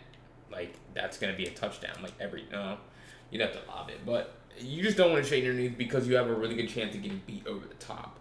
But yeah, those running back in routes are very good. Return routes, crossers, drags, corners, the running back in routes, all very good man-beating routes. So hopefully that answered your question. All right, you said, what are some good run plays that you like? You guys know me. I don't really partake in running very often, but clearly I know it's important, and I have good runs in my audibles and in my plays. So really with good run plays, this is a hard one for me actually, because it's all playbook specific, but you kind of know what's good. Like 0-1 trap is a good run. You have a pulling guard. Plays with pulling guards are always going to be pretty good run plays. No problem, Jed. Let me know if you have any other questions. As always, that's why we're here. But plays with pulling guards, very good. You see the left guard's going to be looping around and pulling. And so that's kind of what you're looking for here. So we're going to take it. And that's the thing about run plays, guys. It's like, what run plays do you like, BLT? None of them. I don't like running the ball. Clearly, you have to run the ball in certain situations, but, see, that time we are able to get our 0-1 trap to work. And, there are good runs. You can keep it very simple. Inside zones are good, but it's all about following your blocks. If you don't follow your blocks, or you don't have good blocks, it's not going to work. So, as far as just running the ball, you can just look through some of these plays and, I just know what runs are going to be good and which ones probably aren't. Don't run counters. Don't run draws. You could sneak in a counter, right? But never run a draw play. Never run a draw play. But as far as run plays that I like, I don't really like running the ball. I just like calling RPOs because I want to pass and I want to pass the ball. One of my favorite RPOs, is it in this play? Yeah, RPO read Y flat. I just want to throw that flat route a lot of the time because the linebackers are going to be coming down and I'm going to have a wide open area to the flat route. And so you're just trying to open up the pass. Now, if they take away the pass, you can certainly hand the ball off, in a run position or a run concept. So that's going to be very helpful for you. But again, to answer your question, not really a huge fan of running the ball. There are good run plays in this game from pistol formations, like wide zone. Again, this is an RPO, but you have your good runs. But for the most part, I just like to keep it to the passing game and keep it to the RPOs. When you're down in the red zone, you need to be going to single back. I run this halfback stretch in my offense when we're down in the red zone. I could run this inside zone. I could run dive. You can do a lot of different things. But the reason why the run game is so hit or miss is because you're almost relying on your blockers. And if you make one mistake either in your run vision, or sometimes even if you hold the right trigger too often or too early, it's going to be a problem. So running the ball, not really the greatest and smartest thing you can do all the time. But sometimes I sneak it in because if they are pass committing you, I'll show you this. If they just start pass committing you, and pass committing makes your blitzes better, that's why people do it. But if they start pass committing you, this is when you start running the ball. You see how slow their players are? That's because I'm pass committing. And so people that run 6-1, people that run double mug, they pass commit you all game. And that's the only reason, in my opinion, that I think running the ball is important and why I do it from time to time. Because you don't want to just let them pass commit you. You want to make them pay. This is very consistent when they pass commit. You have at least a first down, every time. It's actually kind of, but it makes the pass commit so balanced. And you see again every time. So don't pass commit your defense when they're running the ball. But that's why running the ball is so important. And some good runs, inside zones, RPOs, 0-1 traps, all very good run plays. But make sure you're at least mixing in the run. Even a guy like me who likes to pass, I do mix in the run early downs. Because I want to test, are you pass committing me over and over again? And if you are, I'm going to continue to run the ball until you stop pass committing me, and then your blitz is going to become better. So that's a little pro offensive trick that you can use to help you, start to play better offense, because you're going to stop them from pass committing you over and over again.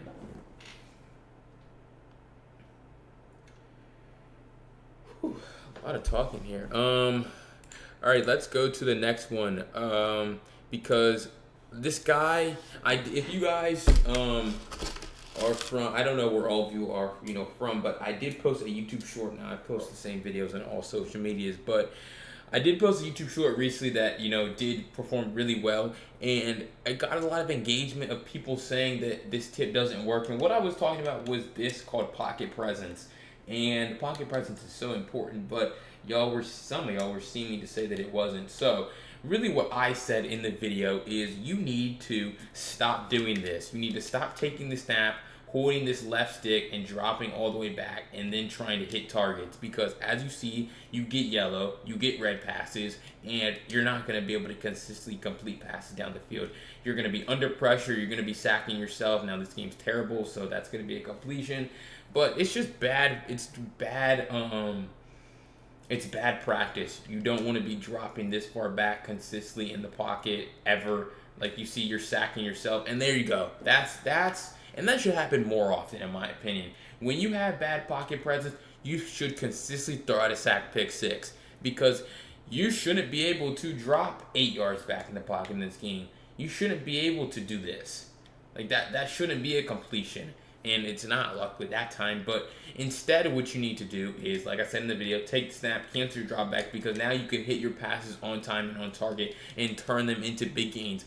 I wouldn't be able to turn that into a 15-yard gain if I take the snap, wait too long, and now I'm throwing it. You see, he's not really under pressure there. But because he dropped too far back in the pocket, now he creates pressure for himself.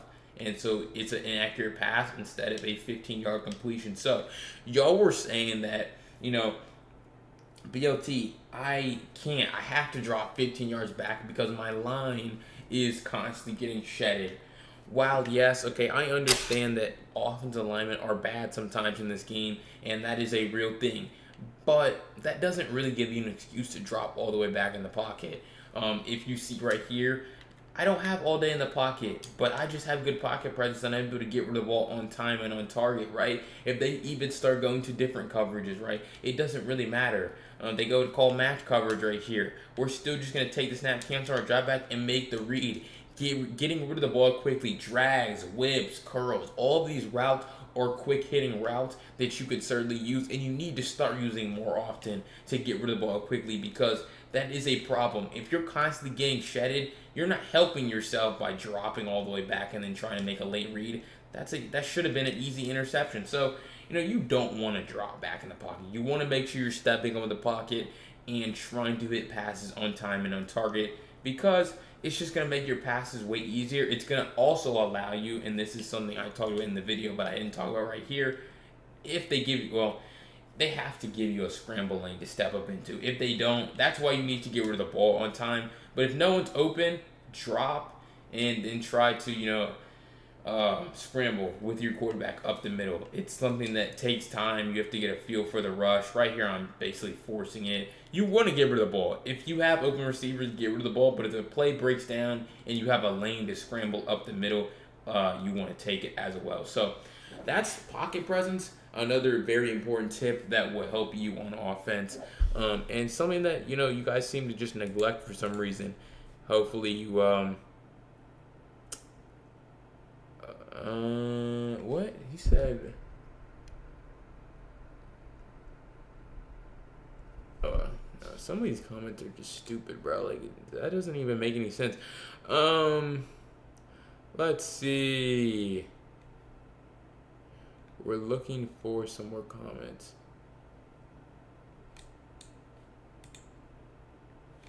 All right, so let's go ahead and talk about reading coverages. Unless you guys have any more questions, again, continue to drop them in the comments, and I will be happy to answer them. But reading coverages is something that is pretty annoying for me, because y'all just love to seem to ask about it. But I will continue to talk about it. So we will just call them into flood. And the reason I say it's annoying is because it's not really that important. Like, I just feel like there's a lot of emphasis on it, because in this game you don't really need to read coverages. We're gonna put them in a random play right here.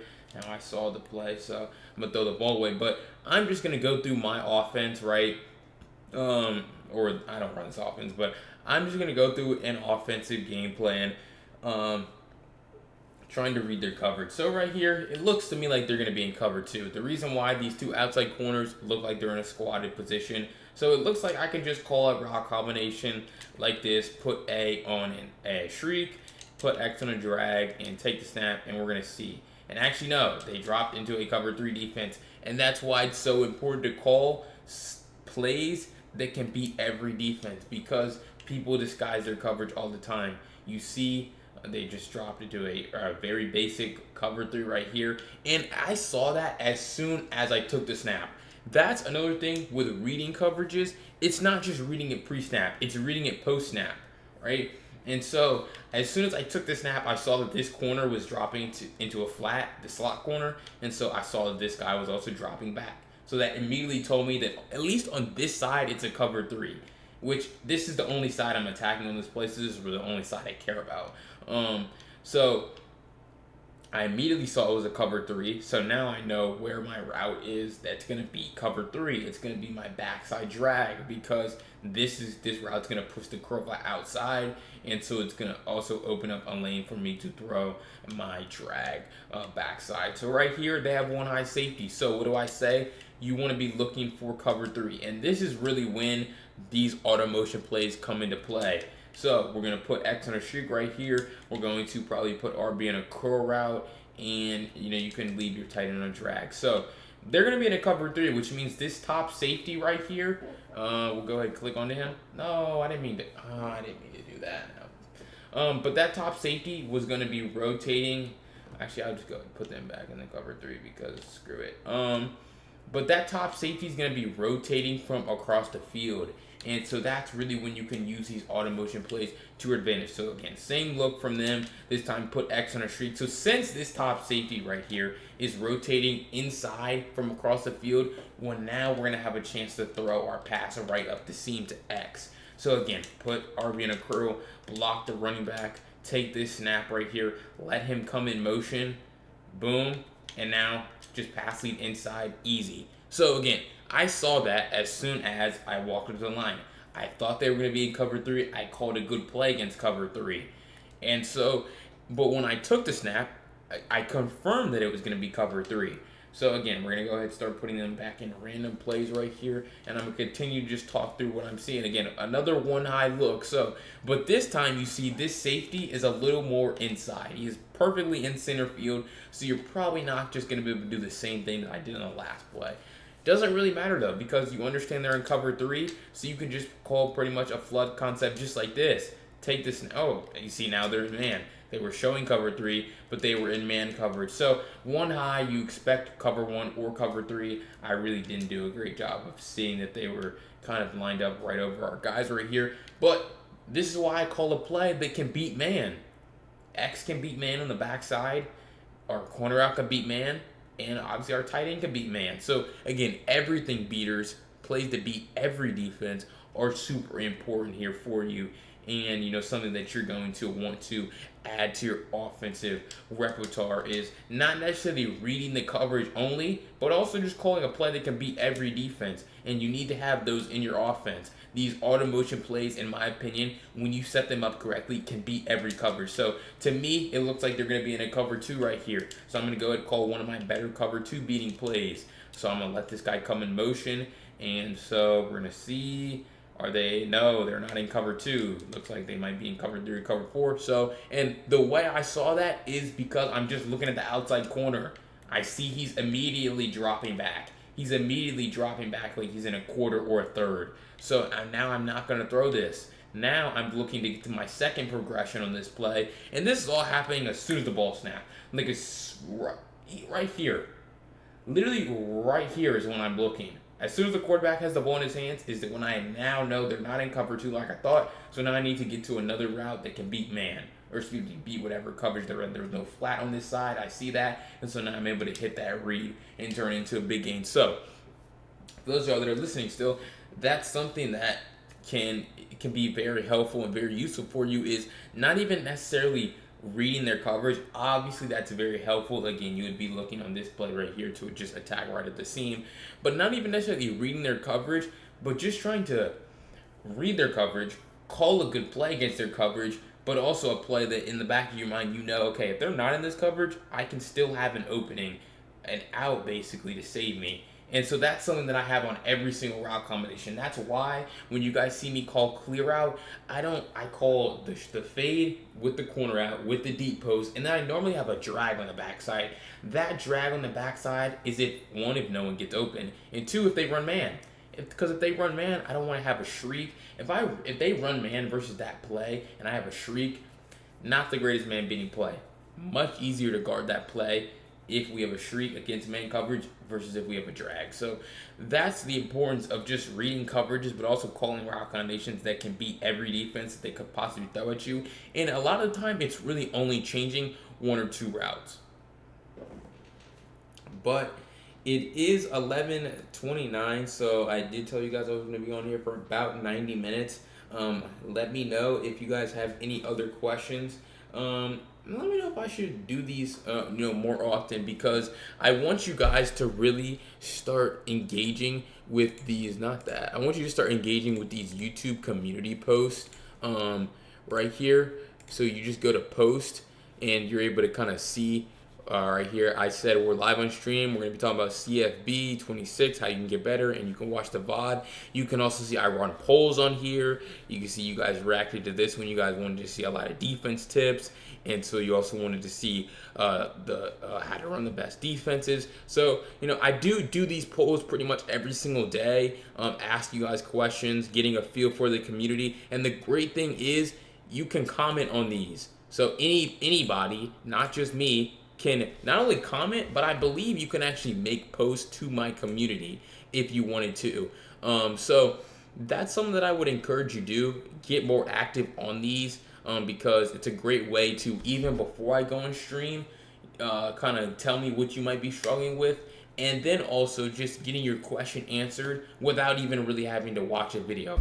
Obviously, I'd recommend you guys, for those of y'all that are busy, to come over here to my shorts tab, where every single day I post 1 or 2 YouTube shorts every single day, a wide variety of topics. Here we're talking about defense. Here we're talking about reading coverages. Here we're talking about how you can become a better passer. Here we're talking about the best pass defense in the game, how to block every glitch blitz. So there's a lot of different topics that I talk about all the time, all week, all month, that I'd really encourage you guys to check out.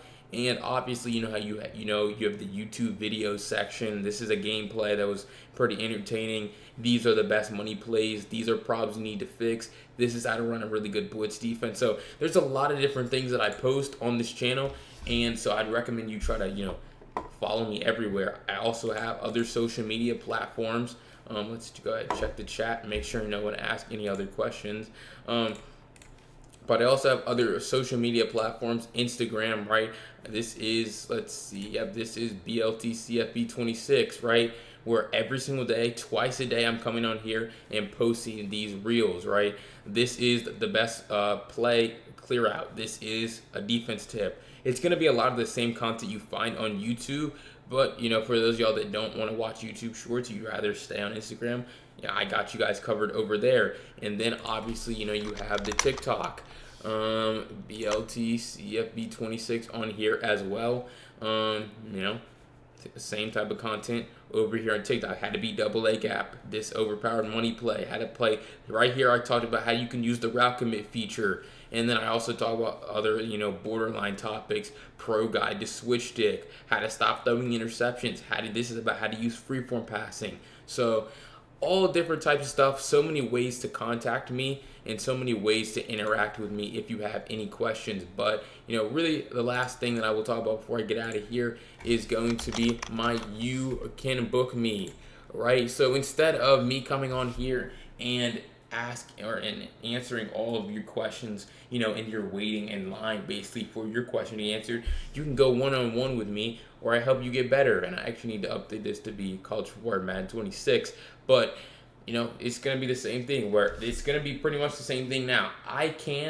We can play like it says. I can answer ebook questions, I can answer gameplay questions, I can play you. If you want to play me so bad, you can come on here, we can get better together, and that will be perfectly fine. So that is available for you if you want it. Again, it's one-on-one, 1 hour, and you can get multiple hours if you need them. But that's really all the ways that you can contact me, get in touch with me. Obviously, you can still comment on the YouTube videos. Always going to be an option, and I respond to every comment, as you guys know. So really, that's all I have for you guys today. The first of hopefully many iterations of this throughout the year. We're going to start getting more people in here, I'm sure. I'm going to start talking about the live streams a lot more, but this was a good little first test for us here. I got some good questions. I got a lot of questions, more than I honestly thought I would, and I was talking for a good portion of this, not a lot of dead space. So I really appreciate you guys. I will be back next week. It might be next Thursday. It might be another day next week. We'll see. But again, make sure you have notifications on TikTok, on Twitter, on Instagram, and obviously here on YouTube, so that you never miss any of the content. But I'm sure all of you guys are loyal, so you are subscribed. But if anyone's in here, and we got one more question from Brian Smith. But if any of you are in here that are not subscribed, make sure you hit the subscribe button. But we're going to talk about how you can stop RPOs for Brian here. So I'm sure that the RPO bubbles are what you are, struggling with right here. So all we're going to do is we are going to run a defense like this. It doesn't really matter. All you need to do, shade underneath, and you want to man up the guy who's going to be getting the bubble. So you want to know who's getting the bubble, because you just want to have prior knowledge of the game, prior knowledge of their formations. But you can clearly see that B is going to be getting the bubble here. Now, there's two ways to do this. You can pass commit and shade underneath, like I'm going to do right here. So we have a hard flat on our slot corner, and you see now when they go to throw that bubble, easy pick 6. It's RPOs. The only thing about RPOs is when people snap them really fast. If I can get RPO defense off, I don't feel like it's a problem. Here, again, we're going to shade underneath. We're going to pass commit, and you're going to see it's going to be the same thing once again. Boom, easy pick. Glitchy, the ones in Wildcat. Wildcat? There's RPOs in Wildcat that people call? Oh, are you talking about that one where you can take your running back and basically glitch out the whole defense? If that's what you're talking about, please tell me, because RPOs in Wildcat shouldn't be that good because you can't even really throw the ball. But also what you can do is you can take your slot corner and just man him up and shade underneath. This makes it to where you don't have to pass commit your defense. I don't believe we should be able to guard this without pass committing. So boom, you see that. But you see that time we don't get a pick 6. So we let him catch the ball. So it's really pick your poison. The reason why that is also good in certain situations is because you're not pass committing. You're just kind of just letting the defense play. And so if they are to run the ball now with this RPO, you're going to play much better run defense. So that's the one you're talking about. Yeah, so that's actually in our lab at Victory Formation GG. And so I will talk about how to stop that. It is very challenging though, especially when you have really good players. I mean, don't get me wrong, it's really good. But to finish off what I was talking about here, your original question about how you can stop RPOs is you're going to shade underneath. You're going to pass commit your defense, right? So we're going to shade underneath. What? Oh, no. We're going to shade underneath. And so you're going to see now we're going to have a hard flat on this slot corner right here. And so then we're going to pass commit our defense. Boom. And now you're able to see easy, just know where to go. So that's something that you can do, but you can also, like I just talked about, you can man up the receiver with the slot corner and then shade underneath, and now you don't have to pass commit. And so right here I'm going to pass commit because I want to show you what happens when you do. When you pass commit and they run the ball, look at this. I mean, just easy yards. So that's why I say sometimes pass committee can be a detriment to you, which is why if I'm playing against an RPO, I want to do the second thing. I want to man up and I want to shade underneath, because you're still going to be able to guard the RPO like you see right here. But now, I mean, they do pick up good yards on the ground, but they didn't score, okay? And more often than not, you're going to be able to tackle these guys in the backfield when they decide to call these RPOs. But you see, once again, right here, I'm just kind of leaving a hole in the middle. But, you know, having good run defense is going to be a very important part of those. But the bubble aspect is going to be taken away by simply shading underneath and manning the guy up. But the Wildcat one, what playbook is that in? I don't remember. Is that in... Let me just see. The Wildcat. Offense. Wildcat. Isn't it the Wildcat bunch halfback strong? No. Wildcat deuce wing. No. Anyone know what formation this is in?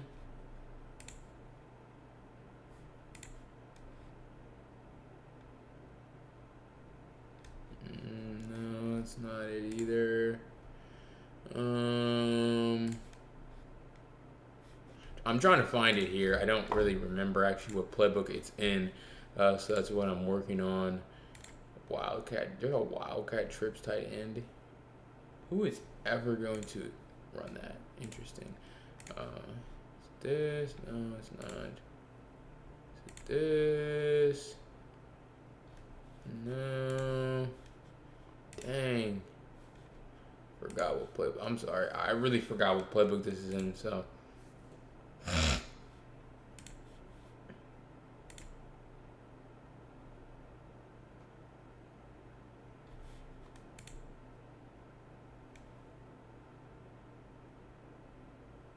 Bro, CFB fan is so slow, bro. It loads like a snail. Jesus, bro. Oh my gosh. That RPO, man, it's not fun. Like, I'll say this, there's no really good defense against it. It's hard to stop. And all you really would want to do is try to have a good user, because your defense is going to get glitched out. That's just kind of how it goes. Your defense is going to get glitched out. The rest of your AI defenders. So, all right, wing slot. Is this it? No. Yeah, I don't know where this is. Wing flex. All right, here we go. I got it. RPO power halfback swing. This is in the Penn State offense. Yeah, no, I do remember that. All right. Oh, so this is why y'all use Penn State online. Huh. I was wondering why I see so much Penn State. It's because everyone wants to run this. I think this is actually banned in pro tournaments for good reason, but we're going to go ahead and go through it here. Penn State. Why is Penn State number 2? Like, come on, bro. Penn State. So yeah, go ahead and go to Penn State. We'll stop it with TCU.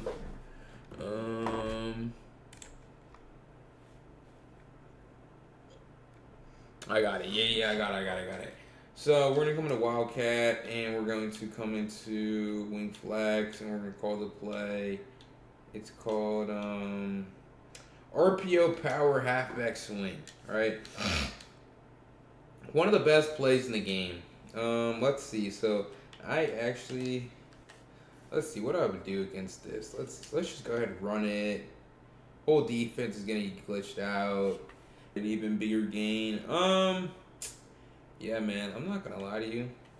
This is a glitch in the game. That's why everyone does it. It's because it's a glitch. You see how all these AI defenders are glitched out? This is easy yards. Like, this is just so hard to stop. And the only way that you are going to be able to do it, let's see what happens if you run commit to the right.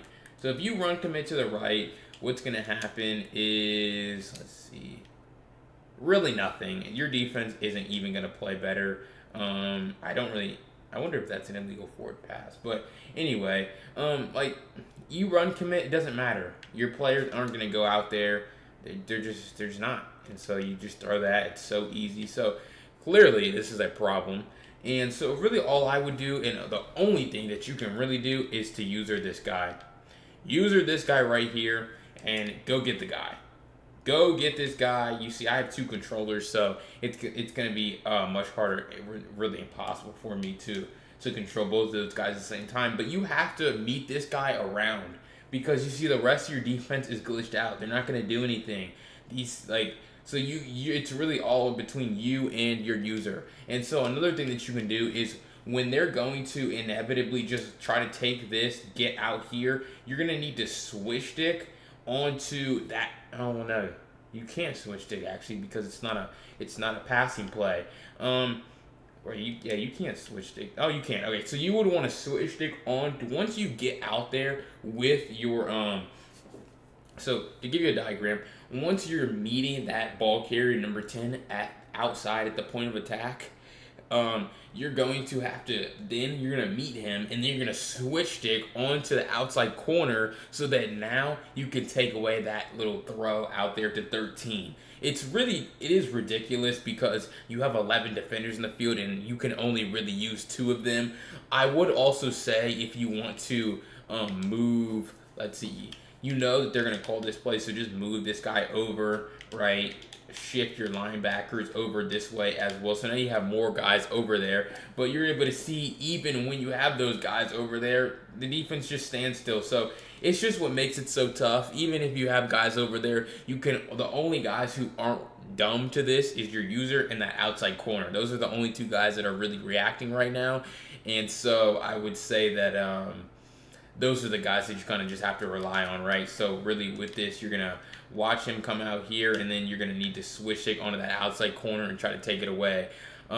It's going to move so fast, you're going to have to be sound with your user.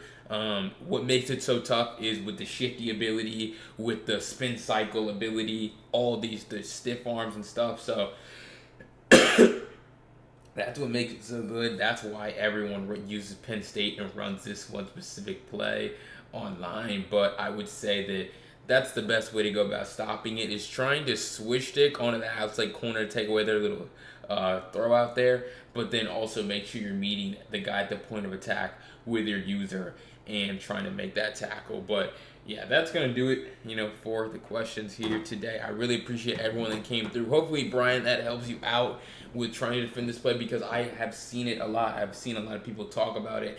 I know it'll be nerfed by EA in the next, or hopefully it'll be nerfed by EA soon, because that is something. It shouldn't work like that. It's not supposed to just glitch out over half your defense. I mean, 9 players in the field are essentially taken out of the play, whereas the offense has all 11 of their guys. So very tough to defend, meta for a reason, and hopefully you can stop it with those set of adjustments. But again, appreciate everyone that came through the stream. I talked about it a couple times. Check out Victory Formation GG for other pro guides and breakdowns from me and Spolosimo. We do ebooks, we do guide videos, update the lab weekly, all that type of stuff. Check out my uBook Me if you want this same type of thing in a one-on-one version, where we get on a Discord call and you just talk to me for an hour and I help you out. That's certainly an option. The link to that is in my YouTube channel bio. And then also follow me on all my social medias, because I do go live on there. Or excuse me, I don't go live. I post videos on there every single day, multiple times a day, getting you guys right. So you never want to miss any content. But yeah, appreciate everyone that came through. The VOD is going to be live for this. I might edit it a little bit to make it a little cleaner for you guys. But I'll see you guys the next stream. It'll be next week. Peace.